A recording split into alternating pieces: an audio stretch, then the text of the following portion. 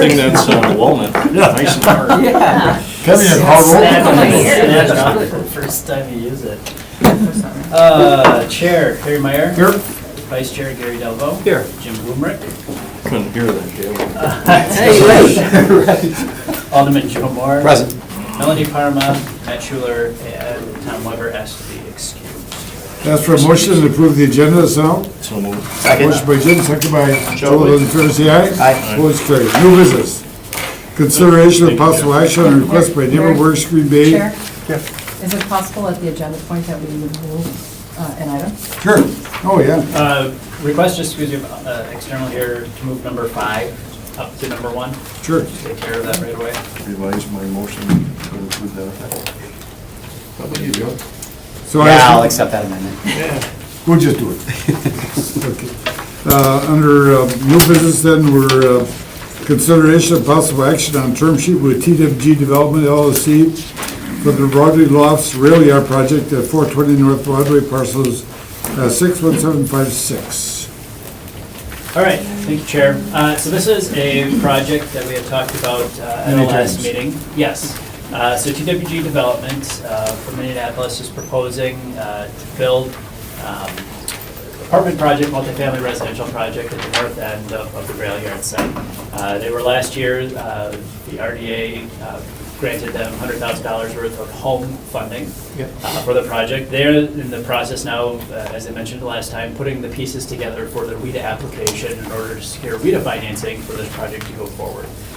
With us today is Jonathan Elke. He's the development director for this area. He will be able to answer questions that you have about the project. I know two of the principals, Joe and Tony, were here last time to kind of go through the project, but if there's anything specific, he'll be available to answer questions or go through some of the details.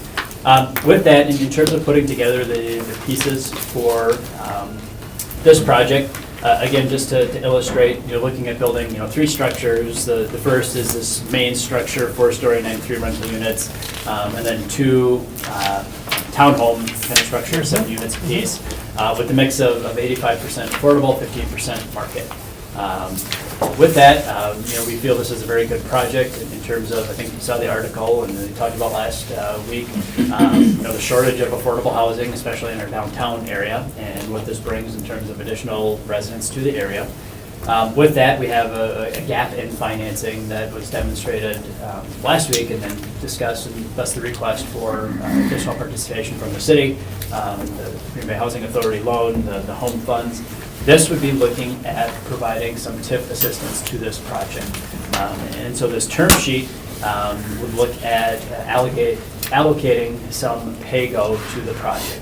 So just to kind of a high level explain, part of what this agreement involves, they will be working with DDL, who is the master developer for the rail yard property. We have an existing agreement with DDL that provides for future projects, allows for $100,000 towards infrastructure for every $1 million of increment created, plus then after that debt service is paid off, pay-go 50% or 50-50 split between the developer, DDL, and the TID. In this case, we would honor that existing agreement, and it would come back if this project moves forward with an amendment to the DDL development agreement in the spring when this project would move forward.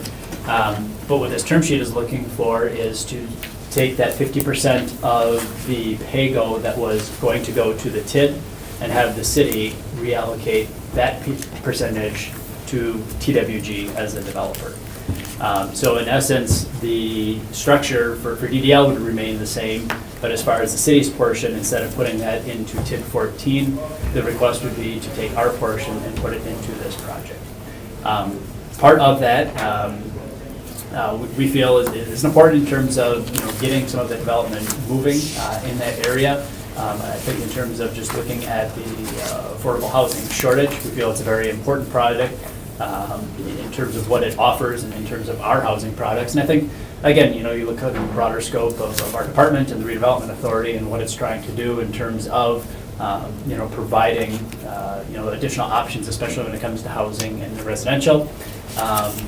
We are supportive of this. We recommend approval also given the fact that we are looking at a pay-go mechanism, so the developer still is responsible for fronting the cost of the construction, but that, they would be able to build into their pro forma a set payment that would come down in the remaining years of the TID.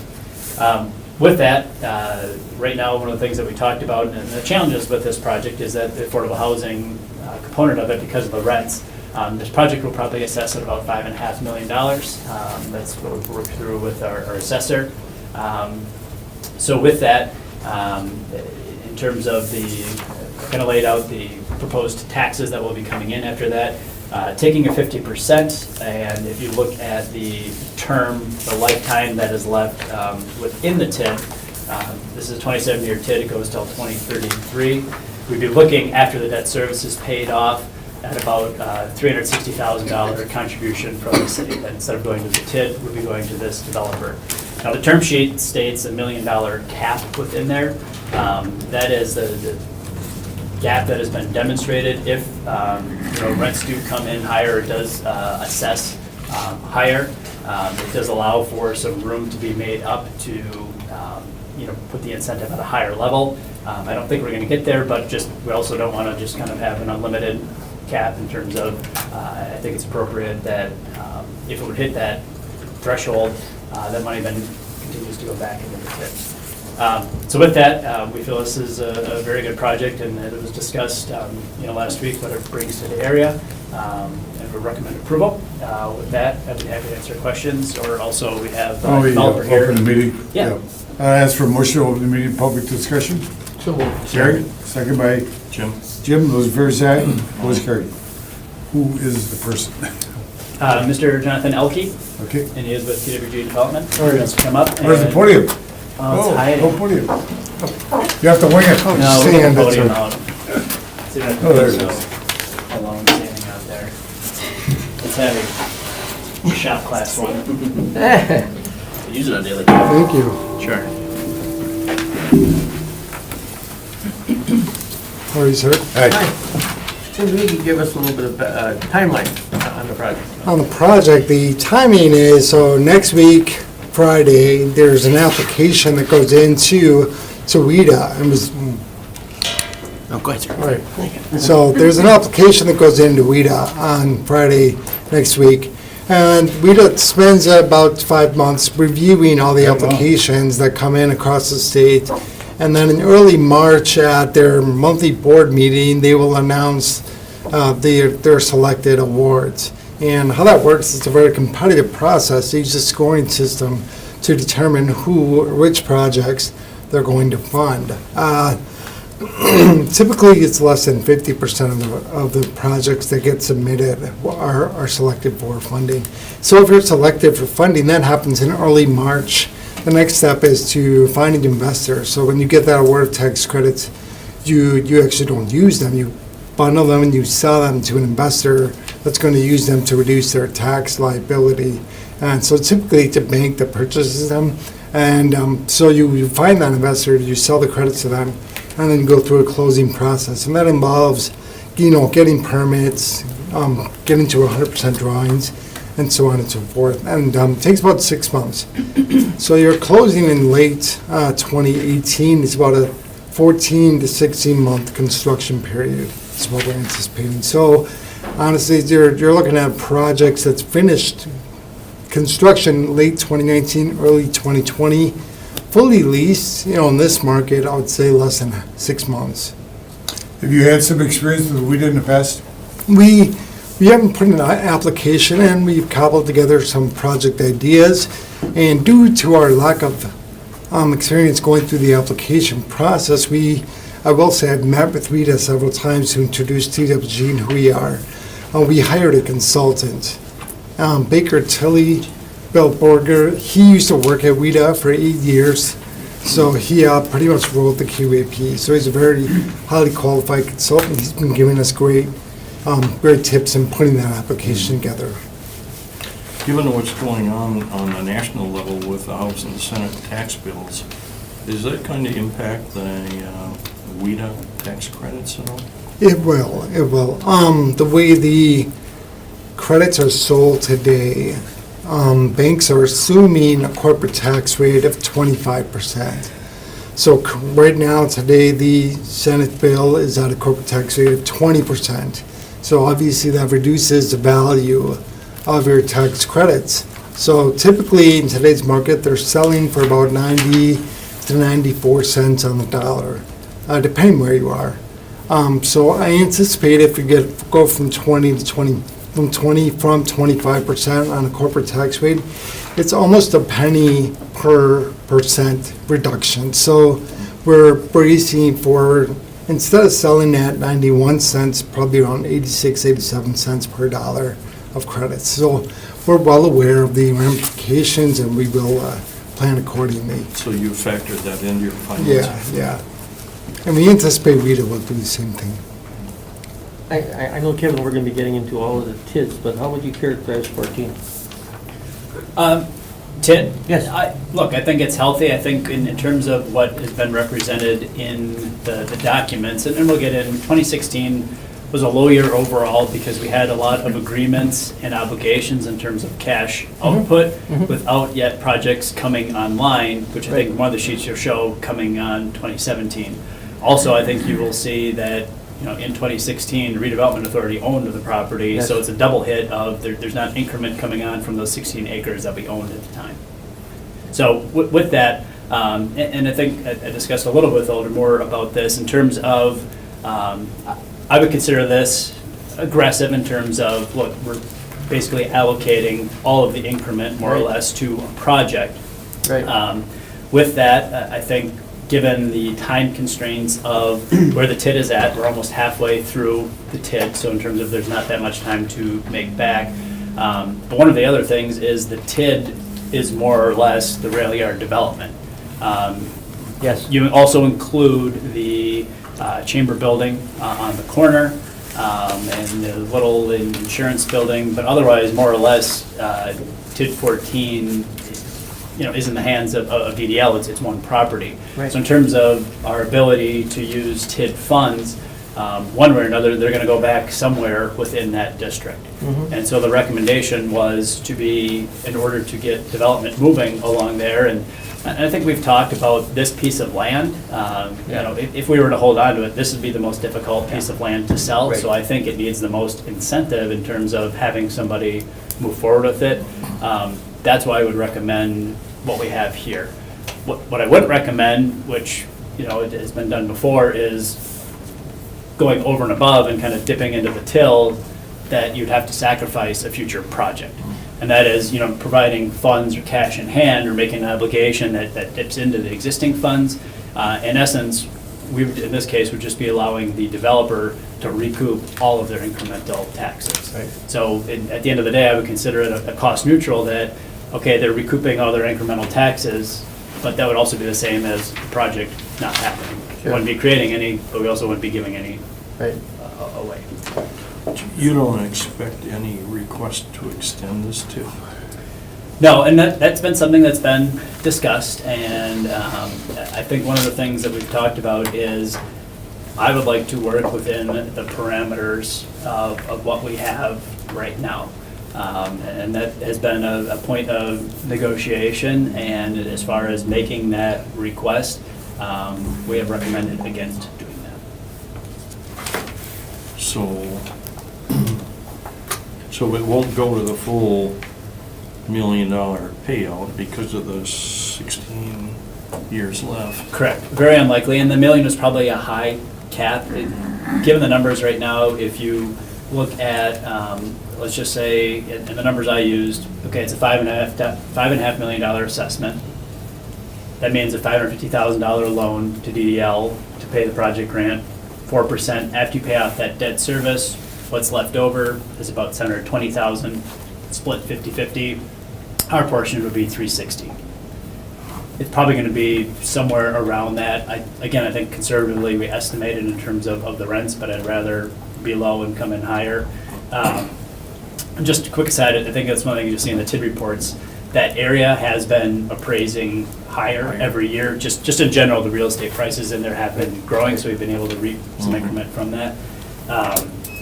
But in terms of the $1 million cap, I don't anticipate we'd hit that. If for some reason you don't want that cap so high, I think In terms of, consulting with the developer, I mean, we can pull that down to 750 or even 600. But as it is, you forecast a healthy TIF to 14. Correct, and that is based on the fact of the other development agreement we have with DDL and their commitment to rehab those buildings and build the townhomes. That in there, we laid out kind of 5 points based on that agreement, that they're going to be creating increment. And so from those other projects, again, debt service to put in the infrastructure, that pay-go, 50% back to DDL, but then the other 50% going into the TID, plus the continuation of, I think now finally this year, 1/1 of 18, their buildings C and D will be close to fully assessed. Still maybe one more year where those go up in value once they're finally fully occupied. So there's still increment coming in from those properties as well. So that's all argument not to extend the TIF then beyond 2033. That were, yeah, I think we had, look, a low few years where it was in the hands of OBI and in the hands of us, where it wasn't doing anything. But if those projects get moving at the timelines that they are, and I mean, I think you saw how fast buildings A, B, and C went, that at this time, I don't see a need to do that. That means the full increment in 2034 goes back to the tax roll. Correct. And it's obviously a tough piece of property with the overhead transmission and railroad tracks. And I think I know the answer to this question, but I'm asking anyway. So you feel without this assistance, this project would probably not go? Yeah, your opinion. Yeah, I feel that way, and I think the developer could answer it. Yeah, and Even the question about WIDA makes the funding that much more even. Right. yeah, with the WIDA tax credits, there's still a substantial financial gap on these projects. That's even underscored with the new federal tax reform that's coming through the pipeline. That would create even more stress on the project. We're already operating at a pretty thin margin for error as it is. So this is definitely something we've been counting on to make that project work. I expect you don't do the design work until after the WIDA thing is settled, right? We actually went ahead and put together a design that would give us a good frame of reference for construction costs. So the budget we have today is very tight. And part of that is because we put together a site plan and design work for the project. Most developers in Wisconsin WIDA doesn't require that, but we didn't want to leave anything to chance. We wanted to put together a nice budget so we could be fully transparent with our costs right up front. Kevin, I assume we have some say in the design itself? So what we would do is if we reached a development agreement, again, other places we've built in, we basically say, look, that the RDA signs off on things like design, construction documents, so those would come back before this body. And I think to just echo the point about project moving forward or not, I think, we've worked with the developer to, make sure that we can, cut costs where needed. I think the developer's been very willing to put some of their development fees and then other things on the back end of the project instead of the front end. But I also feel in terms of that piece of property, we did want to push a little bit for design. I think we've got a very efficient use in terms of, I think we'll probably come in of usage just under 4 acres. I think initially when we had talked about this project, the first iteration was maybe what? 6? Yeah. So I think just in terms of, again, when we talk about this TID and reasons about maximizing the amount of developable space that can create increment, I think we've done a good job on this. And again, the 5 million per the 4 acres on paper may not sound as high, but again, if we look at the spread of that whole site, and we're basically taking everything north of Bond Street extended, I think we're taking some of the land, and if you remember going back to when we talked about all these parcels and the spread of 2.6 million all the way across, this northern corner is definitely not worth as much as the other piece. So in terms of leading with this project, I feel it starts to, if we can get the toughest piece in, I feel it makes, I won't ever say easy, but I think it helps move other things forward, especially because then it does also put infrastructure in. And so you have a southern side of Bond Street that now has infrastructure. Joe, you got Any other questions? Yep. Joe? Yep, this is patiently waiting. So, I mean, I fully support getting some more variety of housing downtown, especially working class housing, so that, you know, the downtown can be shared with everybody, really. And I like this, but one concern I have, and I think back to when I was in college, I moved into an apartment complex that had been built 2 years prior, and everything was just mint and great. And 20 years later, that apartment complex is within my district, and it's got porches that are falling off the back of the wall. It's had some inspection issues. It's been through a couple of different owners, even just since I've been here. And so there's people that are in the public, and I see it on social media already, that are calling your project the projects. And it hasn't even been built yet. So I'm wondering what we can do in the development agreement that would guarantee that you would have on-site management, or that we would have a guaranteed assessment. There's only 15 years left in the TIF once your project is complete. In 15 years from now, if that building is allowed to be run down, you know, the city's never really going to see their value come back out of it. I mean, we're making an investment on the city side for the future to see that, you know, tax increment come in and have a budgetary effect on our levy. So, I mean, what can we do in our development agreement that can ensure that this is a well-run, well-managed project 15, 20, 25 years down the road? Well, you guys can do whatever you want, and we'll fully comply. We already plan to own the property for at least 15 years as part of the affordable period, so we won't sell it. We haven't sold a single development that we've developed. So, well, we're budgeting for 2 full-time staff once we're stabilized. That means after about a year plus in, you stabilize, you have a lower turnover, you're fully leased up. That first year, we're going to have probably 3 full-time staff, 2 full-time and some part-time staff to help manage our lease-up process. So as far as staffing goes, these are going to be TWG employees, and they're going to be on-site, 2 full-time staff members.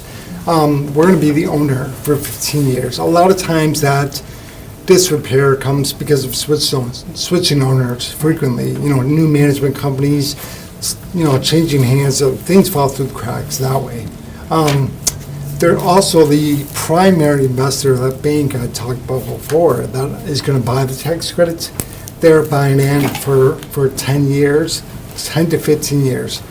And it's their assets. They actually own it. So you have a huge bank, a Chase Bank, a Fifth Third Bank, actually monitoring that asset as well for 15 years. So you have a lot of eyes on that project. And, you know, I can talk all day about TWG's integrity and how our properties have a 96.1% occupancy rate and all those things, but, you know, you can only take my word for it. You guys don't know me that well. I don't expect you to take my word. So there are a lot of other parties that are going to be watching this project that have money in this project as well. So having, you know, speaking to the affordable part of it, what we found in our 10 years of developing affordable housing is that the people who live in the affordable housing already live in the neighborhood. They are not coming from somewhere else. They already live in Green Bay. They work in Green Bay. They work in your coffee shops and they're your maintenance staff and things like that. So they already live in the neighborhood. I wouldn't. This isn't going to be busloads of people coming in from some other county. You know, a lot of times people have that misconception. But what it is, this is workforce housing. It's designed for you guys to have, your work staff needs a place to live. You know, last week you heard about the market study, which was staggering, how little vacancy you have in the downtown area for not just workforce, but market rate housing as well. So this is a great opportunity to provide that, and we're going to be serving the city of Green Bay. You know, it's going to be the people who already live here in that neighborhood. Do you have a similar project somewhere else that we could compare it to? You know, we have projects in 7 states, but this will be our first in Wisconsin. Yeah. But you're all more than welcome to come to any one of our other projects, and you could pick one out of a hat, and we'd be more than proud to show it to you. They're all excellent Kevin, projects. you looked at some of those projects? Not in person, but. No, not in person. But yeah, through basically some web Yeah, search, in terms of just like that's fine. see where the project's at, and looking on rental sites and looking at comments from tenants and things Yep, like that, yep. and then they've all held up in terms of what they've been produced. Well, and I think on-site management, that Yeah, is that's- really critical that that's going to happen. That makes me feel a lot better. And also design, when the design comes back. Well, it keeps You know. Pappy from knocking on your door all day long. Exactly, right. Be here in 15 years. Okay, any other questions? Okay. Well, just Joel, to- you done? To answer Alder Moore's I would, point, yeah, I guess I would like to see something written into the agreement that just kind of guarantees the on-site management at a minimum. Like you said, the materials, maybe in the construction that are being used, just so it's not chintzy hardboard, siding, things like that. So I think as long as there's some oversight by us, like I said, this is an investment that we're making now, that we're committing to, that we're looking for our return on this 15 years down the road until it expires. So we gotta make sure that there's something of value there in 15 years. so do you want to make that formally in terms of putting in the term sheet, just so we make sure we incorporate I would that? ask that we add that and work that into a motion then to approve the term sheet, move forward. We have to get back regular business for the motion? Oh, yeah, yes, we will. Thank you. Appreciate it. I'll make a motion to return to regular order. Second? We have a motion by Joe, second by Jim, to return regular business. Those in favor say aye. Aye. Opposed, carried. All right, action on the proposal to, Make a motion that we approve the term sheet. term sheet with TWG Development.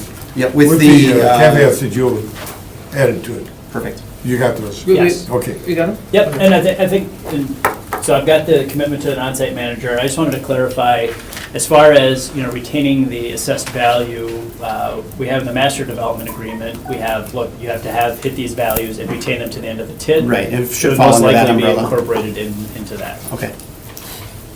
All right. Joe's motion, I'll second. Gary second. Those in favor say aye. Aye. Opposed, carried. All right, we're set. Ready to go. Now we'll get back to number 1A. Consideration of possible action on a request by Neighborhood Green Bay to assume the outstanding obligation of NHS to Green Bay LLC to and forgive the loan issued to this project. I think there's going to be a little discussion on this. Well, actually, Noel Halverson, Executive Director of NeighborWorks, is here. If we could have him maybe present first, and then Sure. we can ask him questions. Would it be okay if I just asked a question of staff real quick? Mm-hmm. With the letter that's attached here, it says that this was a home funds project. Correct. And as I understand home funds, the city can't profit on home funds. We can only break even on home funds. So I guess that kind of eliminates the whole thing about a 6.6% interest compounding annually, that the city wouldn't be able to collect on that anyway, right? I don't know that. So that, I mean, it in might have past to roll in, projects, but- home, a stipulation of the home was that Mm-hmm. it was a break even, that you could never make a profit on it. So I guess we would kind of need to have that clarified a little bit, Yeah, Tim has shared that. which kind of makes the whole loan part of it a moot point. Well, over this period of time, right? I don't know, I'm just taking a stab at maybe that we could use that 6.6 for other worthy projects. Well, I think it would have, whatever would come back would have to be rolled back into the program. Right. Right. Okay. Well, I'm fine. I'll make a motion to open up the floor. Okay. Second? Motion by Joe, second by Jim, to open the floor for public discussion. Those in favor say aye. Aye. Opposed, carried. And look who's here. And here I am. Thank you for entertaining this proposal. You may recall, I've got a handout for you. I'm going to keep on copy here. You can share this on the table, Cheryl. We were here a couple of years ago talking about a similar project in a similar situation. Back then, we proposed to talk about both of these at the same time, and we were encouraged to just do it sequentially. So here we are having the same conversation in effect. 18 years ago, the RDA contributed $365,000 to fix up these 8 properties. They'd been foreclosed, they were in rough shape. That's $18,250 a unit to fix up these apartments. Typically, this is a similar deal to many others that you've done in the past, and that we've done since then with grant funds. However, just like your previous conversation was looking at the logistics of improving scoring for a tax credit application, the project performed better in a tax credit application if that money was structured as a loan to the project. But at 6.6% compounding annually, I think there was never really a an honest assessment of the capacity of payback, the likelihood of that, or even of the merit of that based on the value of the property. Currently, the original amount plus the accumulating interest, because there's no payments due on this loan, has amounted to more than $1 million. There's still a $423,000 balance on the bank loan. So these 8 houses owe over $1.4 million. They're just not worth it. And by 2030, when the loan ultimately matures, we're talking about, $3 million plus in total debt. It just doesn't make sense. I guess, looking at this, the community invested, some funds that they get from the federal government to fix up houses. You did that. Mission accomplished. $18,250 a unit. I'm asking you to allow us to assume ownership of these properties. They're actually owned by an LLC right now. By an LLC, allow us to take, All the units? to take ownership as NeighborWorks, forgive those outstanding obligations. We'll continue to operate these things. They've got a commitment to the state to be run as they are for another 13 years. And we'll make sure that they stay good quality, affordable homes for families of modest means here in our community. Was the LLC willing to give up the property, or? Yeah, we control it currently, Oh, so yes. It's your LLC. Yeah, right. The investors have exited from the project now. Are these taxable properties? They're currently real estate tax exempt properties. With forgiving of the loan, is it possible to get them assessed and taxed, or to put a pilot of some sort on these, a pilot amount per property? I mean, seeing as, they're getting their garbage picked up and the streets plowed and, everything else like that as well. I'm just curious to see if we can get some kind of a return out of this. And I understand that, looking at the cash flow of the portfolio, the most recent year, the properties accumulated a little bit. I have about $30,000 that they accumulated in terms of cash in 2016, which sounds great, but they lost $60,000 in cash the prior year. So, 2 years doesn't make a trend, but the average loss over 2 years is $30,000. So there isn't a lot of juice here in terms of being able to look at something like that. Now, I could be restructuring the first mortgage loan, the bank loan, once we clear this up. And there may be something in that savings that we would realize there, Joe, that we could contemplate structuring in form of some sort of consideration. But I wouldn't be willing to commit to that at the moment, but I'd certainly be willing to take that into consideration. Or if you were to delegate staff to negotiate something that was reasonable and achievable, I think that we could agree to that in principle. LLC is a tax exempt organization. No, it's actually a taxable entity, but controlled by a tax exempt organization, and the assessor has seen it to be real estate tax exempt. no, are the units all occupied now? If they're not, that's a current normal operating turnover. Those properties, like our whole portfolio, is about a 95% occupied suite of properties across town. There's no problem from that standpoint. No, they're Are they functioning. spread around? They're around the city, or- spread around a little bit, but there's a cluster of them kind of on the Near East Side, in the Navarino neighborhood, or on the edge of the Navarino and kind of Joannes neighborhoods. They haven't been majorly renovated, now for 18 years. There are suites of kitchen cabinets and, some roofs and some other things that are approaching the end of their life cycle and are going to need some reinvestment. And frankly, the amount of debt that we're under right now is a disincentive to making any sort of investment in those properties. So we'd like to resolve that so that we can make sure that we keep these properties up and they don't start falling back. Has anything been paid on the debt at all? No, the debt was set up as a deferred payment loan, Oh. and no interest payments, just accumulating interest, but then compounding annually as well, so that it's growing by Yeah. tens of thousands of dollars a year in terms of the balance owed. It's accelerating. It's north of $1 million now. It'll be at $3 million by the time maturity rolls around.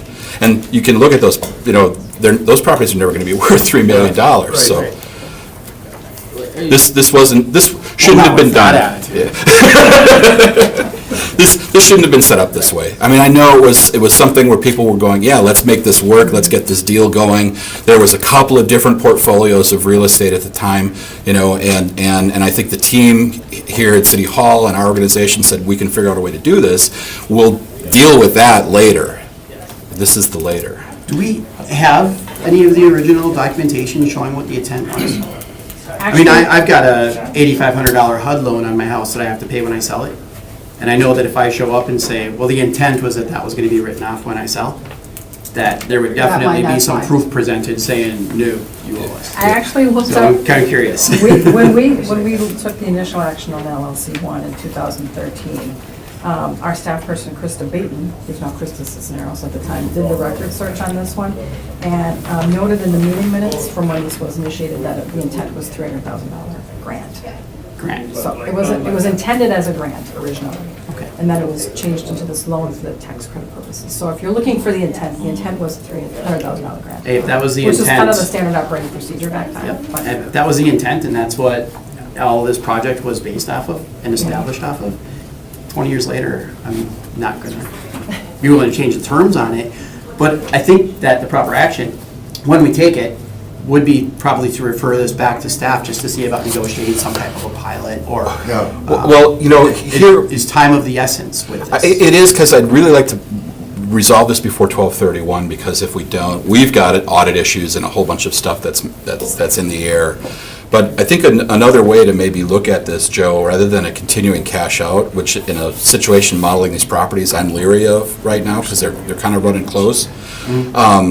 But like your deferred payment loan, if you wanted to make that $18,250 that was originally looked at as a grant, a permanent, no-interest deferred loan that would be due if we sold any of these properties, and then you would get those funds back, I'd say yes to that. So that you would get your $365 back if we ever sold any of these assets, that you'd be able to do more work with that money. Sure. Just to better understand the cash flow, you mentioned is a positive 30,000 in 2016, but a minus 60,000 in 2015.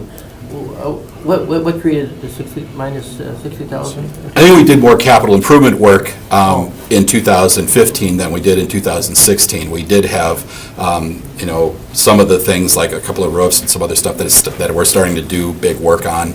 And, every once in a while, anybody who owns investment property knows that on occasion, you might get a tenant that really damages a unit or something like that, and then you're paying a chunk to fix that property up, and that can really So hurt. just for order of magnitude on a pilot, it'd be roughly $7,000 at the city's rate and about 15 to 20 on the full rate, figuring $800,000, $100,000 a property. Well, it might be a little bit high, but, so you're talking 7 on the low end to 20 on the high end. Sure, how complicated is that to, look if we just avoid the whole pilot part right now, but to have the $18,250 per unit? We draft up a mortgage, I'd even prepare those. put a lien on the property in each one of them, and. And that can really be done at any time. I mean, we can. We could do that next week. Deadline and. Yep. Yep, so I would be comfortable with that places a lien on it. The other thing would be just to not use any additional federal funds on these properties in the future. I think that actually was a motion in 13. Yeah, that was your idea, Joe, last time, to say, I was gonna let's say, not that touch came these, a while let's ago. not touch these with government Let's not touch them money. With home, you've kind of used the home dollars now on these, so they wouldn't come back to us again for additional funding. Okay. Go back to regular order of business? I don't have any more questions. Thanks, Noel, well said. Thank you, gentlemen. Thanks, Joe. Make a motion to go back to regular order of business. Motion to return regular business by Gary, second by Joe, Jim, those in favor say aye. Opposed, carried. All right, gentlemen, what's your I proposal? think it's Jim's turn for the perfect motion. Pardon? I think it's Jim's turn for the perfect. I got it, I changed it. I like Joe's idea. Joe, have your motion? Make the motion to forgive. Yeah. I'll second that. And then with the caveats that there would be basically a lien placed on the properties, that if they're sold, the home funds would be returned at $18,250 per unit. And that we would continue with the policy of no more federal funds being used toward these properties. Yep. Second by Jim? Yep. Or these two guys are. Motion by Joe, second by Jim then to act on the request of NeighborWorks Green Bay to assume the outstanding obligation of NHS of Green Bay LLC to and forgive the loan issued to this project along with caveats supplied by Joe. Yep. Okay, those in favor say aye. I'm sorry, Oh. just if, in one thought, just to communicate this so that it's heard, I would say, and that, you subordinate that to a refinance of the first mortgage bank loan. All right. We got that? Okay, great. All right, good. Those in favor say aye. Opposed, carried. Number two, Thank you all. consideration No, of, no, more yet? no, I just. You said Just thank you. thanked us. You just thanked us. You're welcome, Jim. Okay, it's tough. Consideration of possible action on request by Brown County UW Extension to approve $12,000 in CDBG funds to provide partial funding for staff community garden projects in the Green Bay neighborhoods. Okay, it's me? Let's do it. I make a Sure. motion to approve. County came through on their end, and And we were able And- to. and pick We up have a motion. discussion, Joe. I don't even know that we need it. I mean, this has been discussed so many times, and we know about the funding. Well, you're We've been right. talking about it here quite a bit, so. I just like enjoy hearing it. But the county did come through, and what, all but two of these gardens are within the city of Green Bay city limits, so I think it's benefiting the city quite a bit, so. We didn't get any tomatoes. 12,000 is a good investment. You gotta go there late at night and steal Is them. that right? I'll make a motion to approve. Okay, with motion by Gary, second by Joe to approve the request of Brown County UW Extension to approve 12,000 CDBG funds to provide partial funding for a staff position to continue the community garden projects at Green Bay. Those in favor say aye. Aye. Those are good. Thank you. Well, good work, guys. Yeah, I'm glad we could resolve it. Well, I'm glad the county came through and did their portion. Yep, makes it easy. Kevin, you want to fill us in on the TID projects? Sure. Diana here today. We don't, I know, she left me hanging. Don't have to do it. No, well, I'll go through, and if there's some more questions, we can leave it on for the next meeting. I mean, so her and I, worked to put together the annual TID reports, which we needed to complete this past summer. I know it's been on the agenda, it's gotten kicked back a little bit of time.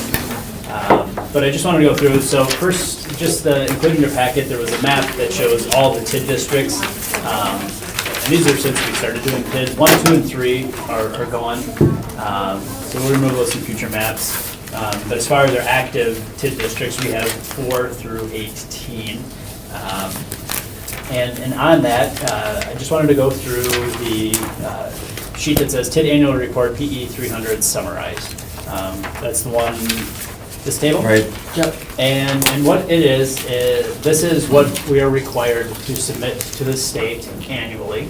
And per the requirements, we are required to convene the JRB to report the results of these and accept these every year moving forward. So every year, we're going to have a JRB meeting now to provide an update. So the state has a certain form that you need to put in values from each of the TIDs with everything from the fund balance, revenues for that year, expenditures of that year, and then the fund balance as of the end of the tax year, 12/31/16. It also requires you to put in future project costs. Now, future project costs, it's a little bit of a variable in terms of, there's some things that we're obligated in terms of development agreements for payments in the future. But there's also some that have been estimated in the project plans to do additional infrastructure.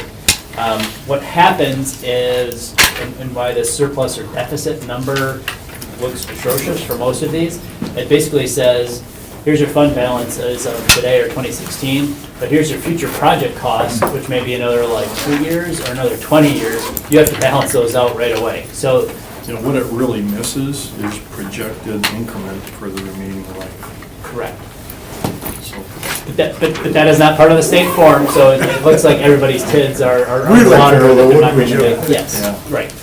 So, with that, just to kind of loosely go through, where things are at, some changes that were made this year that will be effective this year is, one is the creation of a new tax increment district. That'll be 19, and that'll be for the East Town Mall area.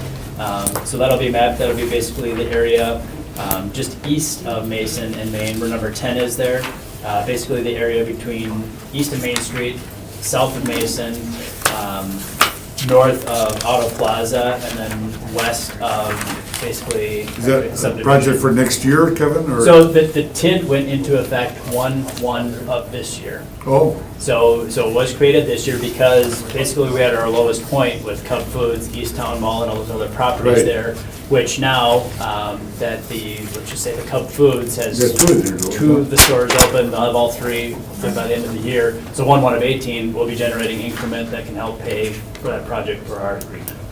So TID 18 was created, or I'm sorry, 19. And we also had TID 12 do an allocation amendment that allocated funds to TIDs 6, 11, and 15, with the intent then that the money would be able to close those TIDs. It would, with the combination of the donation from TID 12, the fund balance that exists in each of those TIDs, against the future obligations that would be outstanding, it was enough to bring those to zero, so that in 2018, those three TIDs could be closed. So the 12-16 balance doesn't reflect the allocation.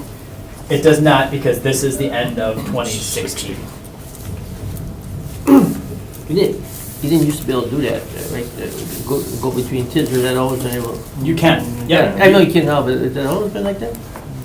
It's been for at least 10, 15 years. Oh, really? You can allocate, yep. Okay. There, I think 12, didn't they lend for Schreiber? They did, and they did 2 payments. I think they spread it over 2 years. And that was one of the questions we asked about JRB, about how many times can you donate.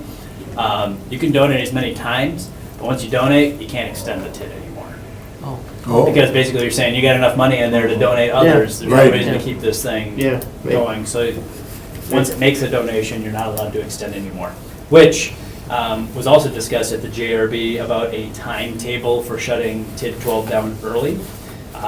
Currently, it's set to expire in 2025.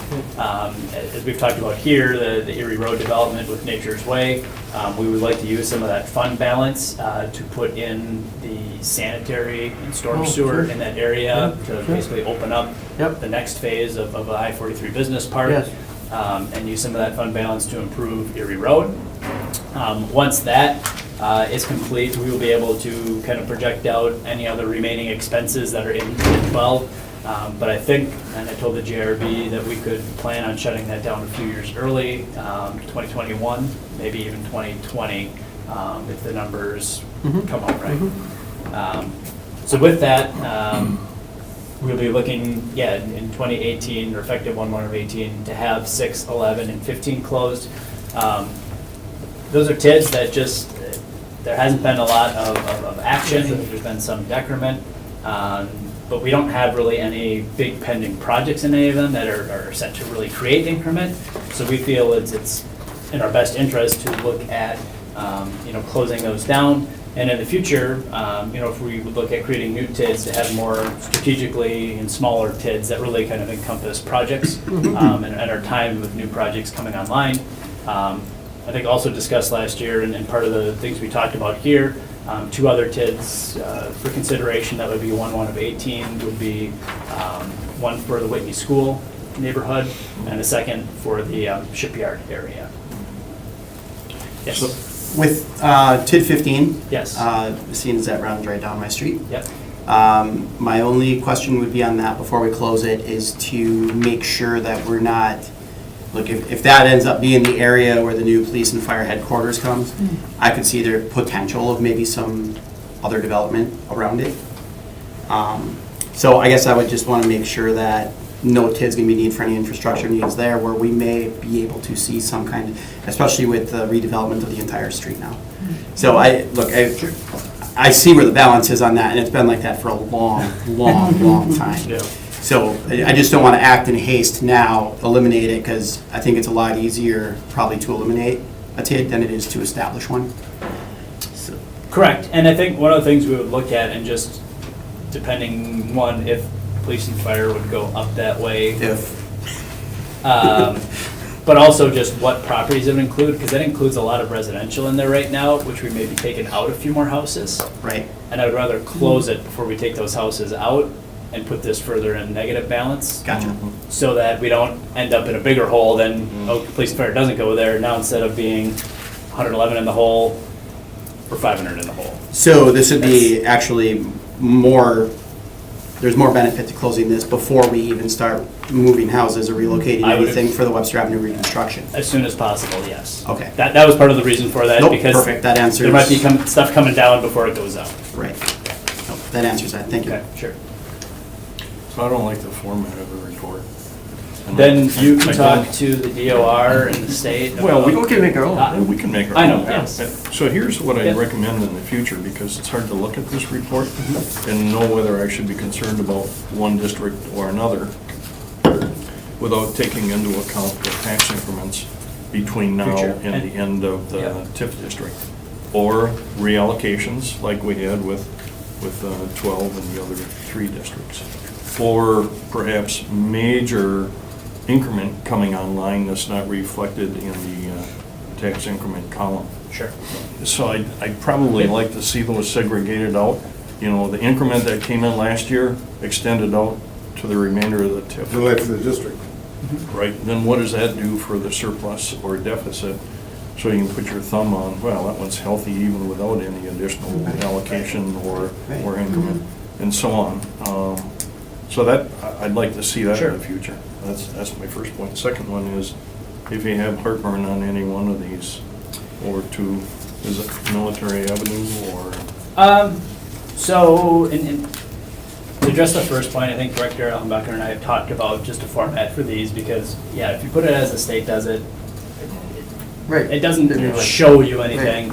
I think internally, we've looked at some spreadsheets projecting that out in terms of, there's none We where we almost have feel. to do it anyhow when you Right. come to us to ask for more money within a TIF district. Right. So, yeah. I think in terms of, I wouldn't say heartburn, but in terms of 13 down, or 13 the northern downtown, and then 16 Military Avenue, Mhm. they've got a long way to go to dig out of that hole, which they'll need the full life of the TID to do. Military Avenue has been a little bit slower on the development in terms of moving that. 13 has the bigger hole, but we've had much more development move forward to be able to, take off with that. A big chunk that's still missing in 13 is a full assessment of the Hotel Northland, which, when completed, will be a substantial addition and chunk to that. And here's the reason why that information would be helpful, in particular on those two. So if we're considering moving or using additional money from number 12, for example, for storm sewer, for expansion or something like that, we could make additional allocations to other TIF districts if we saw the need, but it's hard to tell if the need is there based on these numbers. Correct. And I think also there are some provisions too with the TID, and I think this is a newer one, that also allow for, we're talking about this in Oshkosh, that allow you to run a TID one more year, and I'd have to discuss, if you close it early, can you run one more year to put funds into a fund for affordable housing. And the benefit of that is that those funds, unlike block grant funds, have 0 strings attached to them. Is that new? I would say it's about 5 years. Yeah. Well, to me, that's, Yeah. But they passed it, then they said, look, you can allow a TID to run one more year and put all those funds into a quote-unquote affordable housing fund for your city. City of Oshkosh did that with 1 or 2 of their TIDs, and they've been able to use it successfully in combination with their block grant, but they can do it because there's no strings. And you get to kind of define affordable, and there's a lot more flexibility with it. So I would also use that as a consideration of, in terms of helping out some of these other TIDs, but then also things that the Redevelopment Authority does. Is there another way for us to get some funding to do programming? Kevin, the state limits how much we can put into a TID, doesn't it? It does, so. How do they figure that out? The final 12% of sheet, equalized value. yes. All right. So the last sheet, which Green Bay TID base values, it's another way of looking at these sheets, and then this is looking at also, the first report was for the year end of 2016, and then this is for 2017. So basically, this shows what came online, or was online, 1/1 of 17. So this will start to take shape for our next report of December 31st of 17. But as you can see, that all of our TIDs, did grow in value in terms of we got increment in all of them. Some of them more substantial than others. But then, Chair Meyer, to answer your question, the equalized value, all your equalized value in the community, no more than 12% of your equalized value can be in tax increment So districts. we're well under that. Yes, yep. It used to be in the 3% range, so we've I was gone gonna say, up, right? yeah, which is good. Well, that's great. Jim, should we have them do that spreadsheet for us? To show us, you want to do it? Sure. Okay, that'd be great. You have to look at that information anyway when you're working. with Yeah, it. it can't be a huge effort, I wouldn't think. Well, and I think part of looking into 2018, and again, changes for where you want TIDs or other things that you'd want to do for FGRB in Right. 2018, that'd be the way to do it. Okay, thank you. There are some communities that go over the 12%, but as long as you aren't looking to create new ones, you don't have to worry about it. You can go over 12% with existing districts. But the moment you want to add another one and you're over, you gotta close some, yeah. All right, anything else on that? Any other questions? You gotta go to, Should we make a motion to accept the report? we don't need to. Or just informational? Yeah. Okay. You want to just take a look at that Shelley Schumacher? I'll make a motion to receive and place on file the TID report. All right. Motion by Joe, then place the TID report on file. Was second? Jim? Those in favor say aye? Aye. Opposed, none. Shelley Schumacher? Somebody step forward. Yes, I'll take those.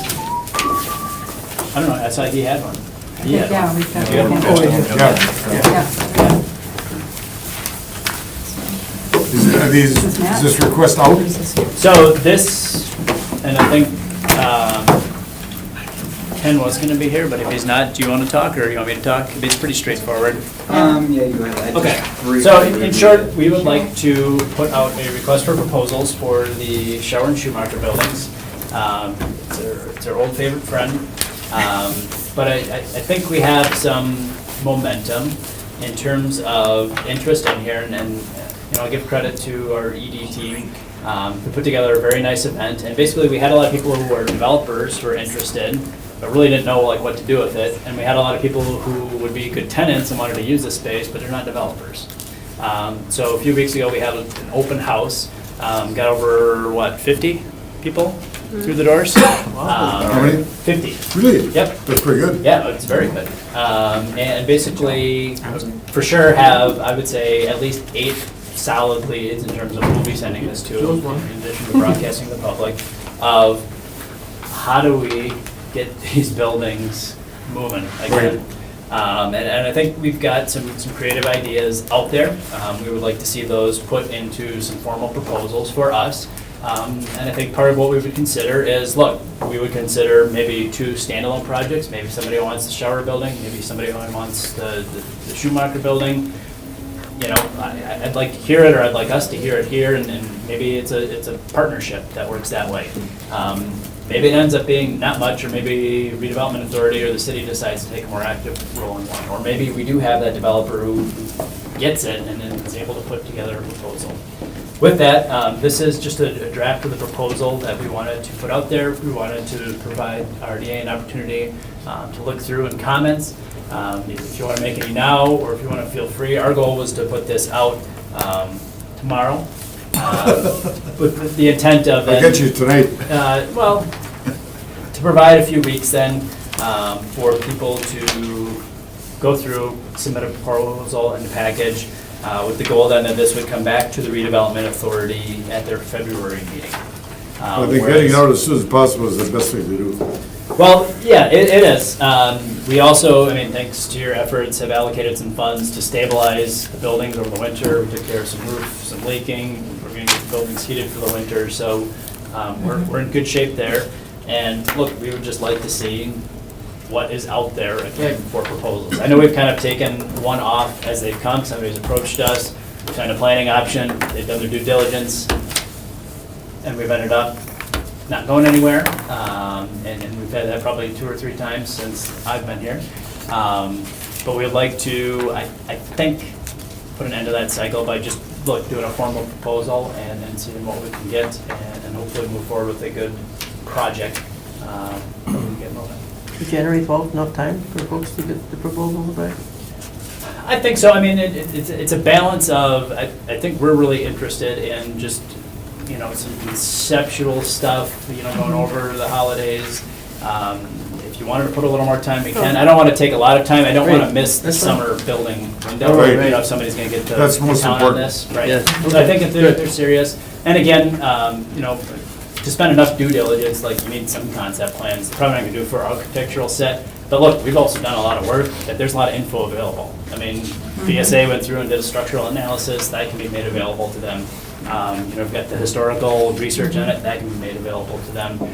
We did the environmental stuff. I mean, that can be made available to them. So they don't have to go out and do their own work because we've already done it. Right. So there's not a lot of background work that needs to be done. So Okay. I think 6 weeks is good. Kevin, these people who've shown interest, are they all from Green Bay or some outsiders? Or? Mostly Green Bay, but a few outsiders Yep. on this. Any repeats? 1 or 2. How big of a mailing list are we talking? How many folks can you send us to? Well, I mean, I think just I have at least a list of 8 who have shown some sincere interest and say, look, when you do this, release it to us. Good. I know Ken, Matt, Wendy, have also been taking names, but then we'll also just our list of developers that we know on their firms. It's Yep, yep. it's going to get broadcasted as wide a net as we can. Good. Make a motion to approve the requested proposal format. Well, we have a motion by Gary and second by Jim and Joe to approve the, send the proposals out on the Charles Schumacher building. Those in favor say aye. Aye. Opposed, carried. Kevin, I have a question on Attorney Swanson, the receiver. Has he given is his next step one to also get a developer for that project? Well, I mean, he is the developer. I understand, but he's not gonna put money into it, Correct. or design it, or any of that stuff. Nope. He's gotta get somebody like Miranda or Franz or whomever. So that was part of the request, is to have Ganther be the new lead, is that correct? The last motion? That Ganther Construction, he vetted basically who's gonna be the new general contractor doing the operations, and that will be Ganther Construction. Right. So as far as then, Attorney Swanson is acting as the quote-unquote developer in a sense of that. I think as you understand, Mr. Williamson from Octagon Finance is willing to put money in the project to finish it, so long as certain things get done and like the city stipulated, subs get paid, and the hotel gets complete. So Mr. Swanson is the one directing those funds to make sure that happens. Part of that, okay, you need a general contractor to finish it out. So Mr. Swanson looked at various contracting options and selected Mr. Ganther to do the construction or Right. the GC on that. But there are several design plans, are they following up on that then? Say like they were going to build a bowling alley in Lower Lebanon, is that still in the hopper or not? I understand So what the you're saying. equipment's there. So in terms of, I think that's one of the things that they are assessing right now is, all right, what's all been ordered, what's in? Right. And again, how do we best make this work most efficiently? And that will be determined, through those parties in the next few weeks. in So terms of Ganther ultimately could decide that though. Yeah. Right now. I think actually what they're planning on doing is looking for a manager, an owner operator to take care of all this stuff. And so once the operator is identified, then the operator would be the one who makes Okay, decisions as far as. because somebody's got to do that. Correct, and I think that's part of those discussions of, you don't build a hotel and then hire a manager at Right. the very end. You bring them in early because ultimately, look, they're gonna have to program the space. Yeah. And so how is that basement gonna be programmed? How are the restaurants gonna Right. be programmed? that is one of the pieces that they're also working on right now. Have you been in contact with Swanson a fair amount of times, or? I talked to him pretty Yeah. frequently, yes. Yes, I mean, that's important. yes. As a lender, yeah, I'd want to be in touch with you. Ready? Adjourned. That's the most fun I've ever had. Let me get a pat on that. Ever, yeah, ever? Yeah, that was actually just supposed to go up on the mantle for show. Right. Training where I was like squeezing now. That's not a load bearing. The office. Squeaks when you bang it, that's what she said. Oh, what a great It gets slow right before hunting season until like after New Year's, and then it just spikes again. Okay. There's a lot of stuff going on, it's just, you can actually take a step back and breathe and manage everything now, so. But I was sitting here, I got 2 phone calls and 4 text messages. Executive committee. And everybody's loving it. Oh, yeah. Nate Arts, She could be a consultant. Yeah. 2 more new builds Where? out at Red Smith. That's not easy, changing a culture of a company. Yeah. One's,